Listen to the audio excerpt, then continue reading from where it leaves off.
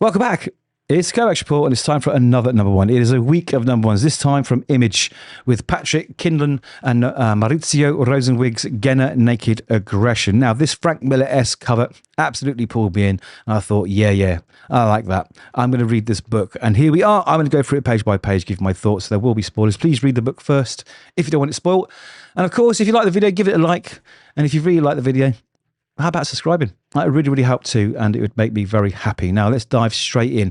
So before we get into this book, it's very fast-paced, okay? You feel like you are running along with with Gehenna the whole way through. It is like this train that keeps getting faster and faster and faster, and that I really like about it. Let's dive in. So here we are. We find Gehenna. She's dispatching some goons. Now, they work for some kind of mafia boss, and she's about to kidnap his son. Why? We don't know yet. But here she is, taking them down brutally. Now, the violence in this book is really cool. It does remind me of like a Kill Bill revenge flick, and I think maybe that's what they're going for. And it works. It works. And she's narrating through the whole issue. You know, we're getting her thoughts of what she needs to do, how she's going to do it. There's some tense moments where she, running out of ammunition, needs to find another gun. But you're really along with the ride with her. You know what I mean? You are definitely kind of feeling that kind of like anxiety and that adrenaline going. Now, this kid, I think he's a bit of a shit, really. I mean, he knows his father's a gangster. He knows his father is a bad man. And he feels a little bit sort of arrogant. I just feels a bit spoiled and entitled. I'm not sure if that's what's meant to happen, but that's what I got. The kid's just a bit of a shit. Don't mind if he gets plugged. Anyway, like I say, the violence is good. Heads get blown off, limbs get chopped, but she's still trying to save this kid. And that's pretty much most of the issue, is her getting this kid out of there. Now we get some flashbacks and we find out that she used to have a nice loving family, a young child, a loving husband. Everything was great. They were building a life together. Now, as with many families nowadays, or those days, sometimes you got to take a second job to make ends meet. And that's exactly what her husband Nathan did. And he was working security at a nightclub. Now, there was a fight which he broke up, which is his job.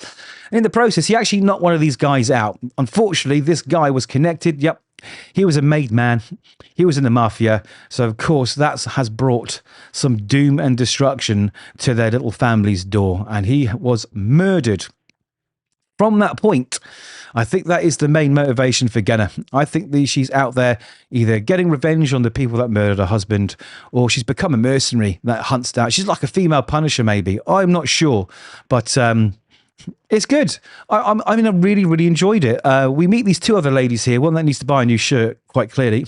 I'm not sure if they're cops or not, because it's not kind of clearly stated. But either way, we know that she's trying to track Gehenna down.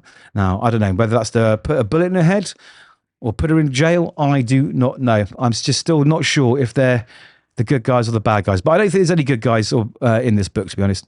Anyway, there we have it. Here's some more of that violence I was on about. Absolutely brilliant. These gangsters try and run her down the car. She shoots them. Their heads get like sliced from the glass. She steals a car with some old folks in there, and she races off to hopefully safety. And then we get this book ending, right? This is the murder of her husband. They were hiding out. There was a knock at the door.